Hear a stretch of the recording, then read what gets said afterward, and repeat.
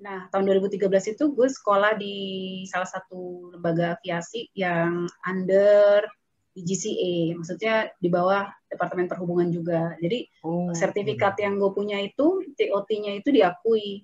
ya, Karena kan ini penting banget ya, kalau misalnya kita mengajar tuh ada sertifikasinya. ya. Pertama gue ngerasa gue udah pernah terbang di maskapai luar. Kedua gue punya sertifikat ini kan lebih memudahkan. Jadi akhirnya aku mulailah itu istilahnya ngajar secara part time. Karena kenapa part time? Karena nggak di sekolah yang sama. Kadang-kadang di sekolah aviasi Beda-beda ya. ini, kadang-kadang sekolah iya bahkan sampai ke Kediri, Kampung Inggris, Oh, oke oke oke. Wow, keren. ya atau ke Surabaya. Iya. Nah,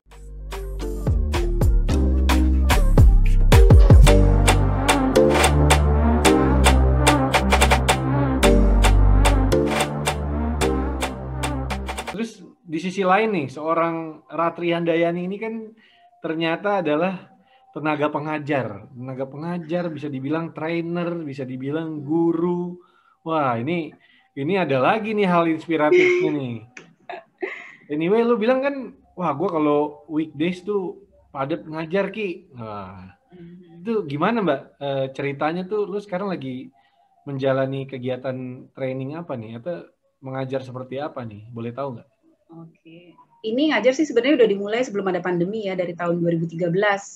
Yap. Dari tahun 2013 itu gue ikut TOT atau Training of Trainer karena ngerasa senang aja gitu loh memberikan informasi Sharing segala ya. macam. Ya, tapi kan itu udah ada modul, ada manualnya yang harus diikuti.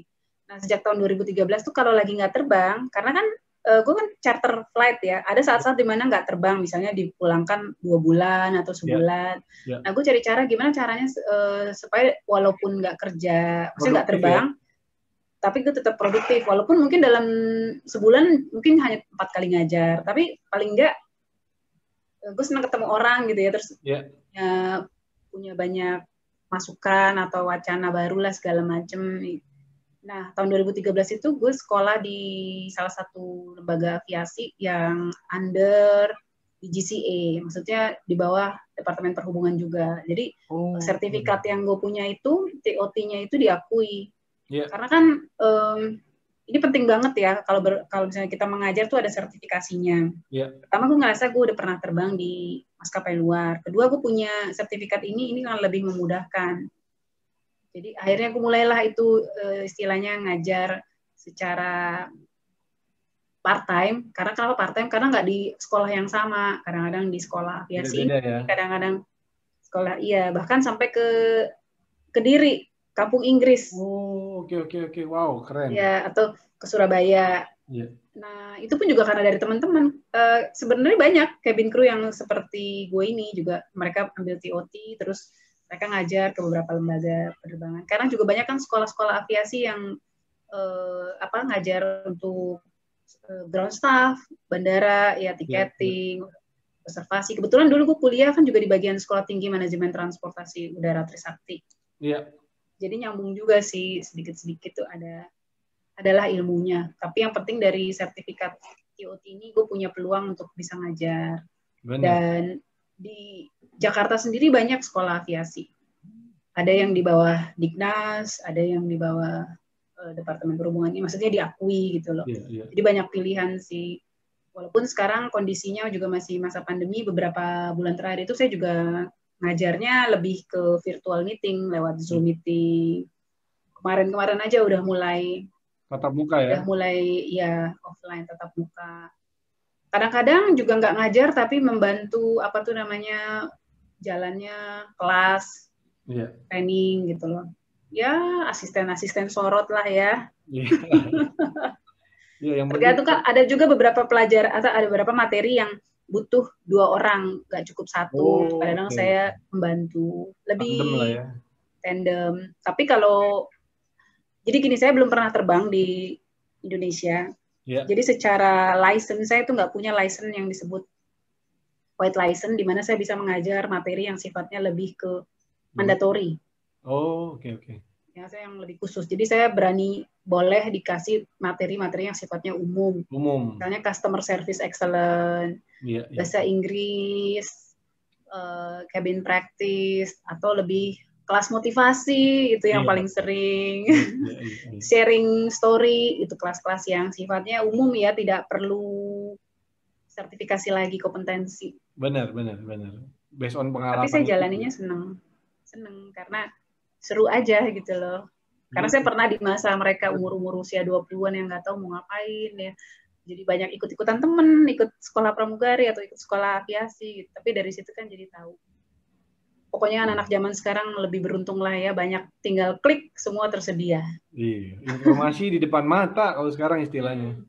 Keren Mbak, tapi lo salut gue, lo mau terus berbagi sama banyak orang dan lo produktif dan kreatif, itu yang harus bisa dijalanin di era begini memang. Iya. Gitu. Iya. Nantinya katanya tahun 2025 ke depan juga ini adalah salah satu skill yang sangat dibutuhkan. Dibutuhkan, ya? Betul. Iya. Jadi kebiasaan yang akan dijalankan nanti gitu. Yang dulu nggak pernah terbayang menjadi suatu profesi. Bener. Zaman gue dulu kecil nggak ada konten kreator. Konten kreator nggak ada, video editor itu hanya untuk di nggak ada copywriting-nya bisa, ya ada sih desain, tapi maksudnya nggak terbayangkan nggak gitu muncul loh ya. Banyak gitu jadinya. Iya. Mungkin kedepannya akan banyak nanti. Banyak.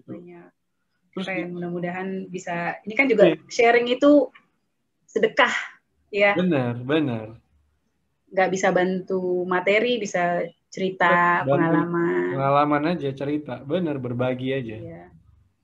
Tapi lo yang siapa tahu aja orang udah mau mundur, udah mau give up, mungkin dengan membaca cerita teman-teman di cabin crew menulis terus nggak jadi, langsung semangat lagi. Kita nggak pernah tahu kan, gitu. Atau mungkin udah di posisi terendah, bener-bener aduh udah nggak tahu mau ngapain lagi. Mungkin dengan cara membaca ini bangkit lagi. Setuju Mbak. Maka dari itulah kita poin berbagi ini yang bisa kita tebar untuk bisa orang tuh menjadi lebih positif, lebih baik pastinya, lebih bisa istilahnya membangun dirinya lah untuk ya khususnya untuk keluarganya dan dia umumnya tuh untuk Indonesia gitu. Iya. Istilahnya begitu. Benar. Terus di sisi lain juga ternyata lo membantu teman-teman lo di yang kelas-kelas social activity gitu ya. Gue ngeliat lo posting sekoci ya kan? Iya, itu yang punya temen cabin crew juga. Dia adalah foundernya Sekoci, lulusan sastra Inggris, namanya Ajeng. Mudah-mudahan Ajeng nanti nonton ya dan nonton. Ini juga bagus nih. Ajeng ini punya sekolah Kolong Cikini. Jadi Sekoci. Iya, jadi anak-anak yang termarginalkan. Yes. Itu mereka punya kesempatan yang sama dengan anak-anak lain untuk bisa menimba ilmu, untuk sekolah di tempat ini. Ya, suatu taman yang tadinya digunakan secara darurat, bahkan bukan taman kali ya, di bawah kolong. Iya, di bawah kolong. Di bawah kolong Cikini yang tadinya pendirinya ini Mbak Ajeng ini, Ajeng Satiti Ayuning Tias ya, itu membuatnya itu karena kasihan dengan anak-anak di bawah kolong, prihatin karena mereka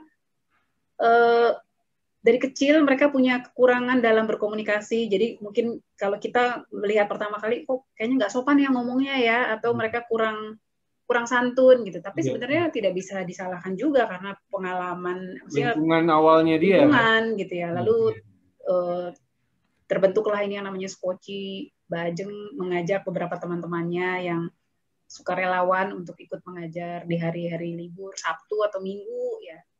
Dan sekarang sudah semakin besar. Waktu itu saya sebagai guru tamu aja, saya salut karena ini adalah kegiatan sosial yang insya Allah ya berpahala. Bisa terus dan bisa continuing ya. Iya, dengan itu nggak gampang loh, karena dari segi dari kecil kan mereka tidak terbiasa bersekolah, ya susah gitu ya. Jadi kita harus pelan-pelan. Gaya bahasa mungkin juga harus gimana mengaturnya supaya pelan-pelan nih ya, biar terserap sama mereka gitu ya. Lagi tengah ngajar tiba-tiba mereka ngeliat layangan, nguber. Iya. Tetap dengan ininya mereka. Atau tiba-tiba hujan, pengen ngambil payung, ngojek gitu ya. Oh iya, karena di sana istilahnya nggak ada ruang ya. Jadi atap terbuka aja ya. Iya, tapi sekarang mengalami kemajuan karena banyak juga donatur dan udah ada beasiswanya ya, yang saya dengar ya, beberapa yang terkait lah berusaha memberikan bentuk beasiswa gitu. Dan paling tidak anak-anak di daerah tersebut sudah lebih melek dengan edukasi. Iya sih, benar. Lebih dan bisa terinspirasi. Lebih, benar, dapat ilmu juga, ya kan, knowledge juga. Dia bisa lebih bisa. Dan yang ngajar juga suka ganti-ganti di sana, gitu. Selain mereka punya tim inti, benar. Mereka punya tim inti. Kadang-kadang kayak kemarin, misalnya saya datang kan sebagai cabin crew iya, tenaga pengajar juga iya. Kemudian kadang-kadang ada yang pinter mendongeng atau mungkin pinter masak atau apalah. Jadi banyak variasi. Iya. Gitu. Seru sih Mbak ya, bisa berbagi hal-hal yang istilahnya. Kebetulan ibu saya juga dulunya guru dan kepala sekolah, jadi mungkin saya terinspirasi dari orang tua saya juga untuk mengajar. Oh sudah ada ini nih istilahnya darahnya nih, pantesan. Iya, dulu waktu kecil kan saya selalu nemenin ibu saya ngajar, gitu. Saya ngeliat, oh kayak gini, walaupun saya duduk di belakang, gitu. Oh gini. Akhirnya saya main di rumah tuh bermain peran, main guru-guru dan siswa. Iya, guru-guruan. Siswanya tuh boneka-boneka, terus saya ngoceh di depan. Tapi ternyata dari situ kesampaian juga ya. Bener-bener di depan orang banyak istilah jadinya ya, hebat sih. Iya. Gue kebetulan istri gue juga guru, jadi. Oh gitu, keren-keren. Dan gue di juga, SMP, SD, SMA? TK Mbak. Oh TK, wah itu luar biasa loh. TK itu butuh kesabaran, tingkat tinggi, benar. Perhatian, iya. Karena lain, mereka di masa-masa yang justru harus ya gitu ya, masih putih gitu ya, masih ibaratnya kertas putih, tinggal gimana yang menuliskannya aja. Benar. Itu salut. Salut. Itu guru TK pasti kesabarannya tingkat dewa ya. Iya. Salam ya buat istrinya ya. Pasti udah melalui masa-masa kesabaran ya, yang ada yang pipis di kelas lah. Pasti udah terlatih lah istilahnya. Iya, atau apalah ya, masalah-masalah anak-anak TK pada umumnya, nangis lah ya, berantem ya, itu emosinya tuh pasti udah naik turun. Iya, dan gue juga memang gue tuh bercita-cita menjadi dosen Mbak. Jadi gue bercita-cita jadi pengajar. Ketika gue mendapatkan peluang untuk mengajar, gue pengen banget gitu, karena gue melihat kita tuh sebagai pengajar nantinya tuh nggak ada limitasi usia, lo mau ngajar tuh sampai umur berapa aja bisa gitu. Betul. Dan gue orang itu suka gitu untuk berbagi, suka untuk tampil dalam arti gini, ayo kita tebar kebaikan ini, kita sharing, kita apa gitu. Jadi makanya gue akhirnya membuat program ini. Ini kayaknya cocok nih gue share ke teman-teman semua gitu. Iya, ini juga salah satu apa ya? Dan gue belajar public speaking-nya di sini. Nah, betul. Ini salah satu bentuk pembelajaran dengan cara digital. Yes. Dan iya. Karena kan orang jadi tahu ya. Kalau itu di sini. Apalagi narasumbernya selalu berbeda-beda. Jadi orang tahu, oh kalau si ini begini caranya, misalnya tentang bisnis. Oh, ini begini. Seru, benar-benar. Benar. Jadi intunya tuh gimana, jadi belajar tuh. Ini orangnya gimana, nih obrolannya apa, yang kayak gitu-gitu tuh. Iya. Menurut gue. Malah lebih luas akhirnya. Iya, menurut gue ini cukup menarik. Jadi, wah, oke lah kita jalankan gitu. Tapi memang ngelihat seorang Mbak Ratri ini juga inspiring banget sih Mbak. Lu membuat wadah, lu mau berbagi. Apalagi pengalaman ini pun nggak semua orang bisa dapat gitu. Mungkin banyak cabin crew yang cuma lokal aja, yang cuma domestik aja nih. Tapi pengen tahu atau pengen bercita-cita sampai di luar sana pengalamannya. Nah, lewat Mbak Ratri inilah dia bisa mendapatkan cerita itu dan menjadi motivasi gitu. Iya. Semoga bermanfaat ya, mudah-mudahan. Amin. Sama, kita saling mendukung. Jadi kita masing-masing punya platform dengan tujuan dan ide yang pastinya diharapkan dapat menginspirasi banyak orang. Ya. Betul. Visinya sama lah. Buat ngobras bakwan ini ya. Benar. Visinya sama. Keren. Visinya sama ya. Oh, yang tadinya orang nggak tahu jadi tahu. Benar. Ya kan, yang tadinya orang hanya mengira-ngira, menduga-duga dia, oh oke, Oh, jadi ternyata begini begitu, toh. begini, Iya, ya kan? Iya, iya. jadi kita tidak sempit memandang atau menyamaratakan suatu profesi atau suatu hal hanya karena hanya mendengar saja berasumsi ya. Iya. Tapi kan setelah kita lihat, oh ya, pasti semua punya alasannya masing-masing. Betul. Aku juga salut loh. Setuju. Thank you, Mbak, thank Kita you. terus berkembang. Iya, semoga amin. Mbak juga. Amin.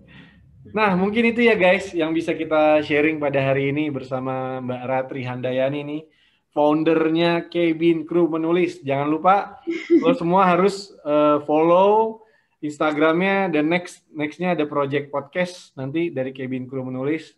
Jangan lupa untuk di follow dan di subscribe gitu. Thank you banget Mbak Ratri udah mau berbagi hari ini bersama kita di Ngobras Bakwan. Semoga menebar hal inspirasi. Manfaat, inspirasi. Betul, bermanfaat bagi banyak orang di yang nonton program gue ini, Mbak. Wah, thank you banget ya Mbak sekali lagi. Siap, sama-sama, makasih banyak. Assalamualaikum, thank you. Waalaikumsalam, bye-bye.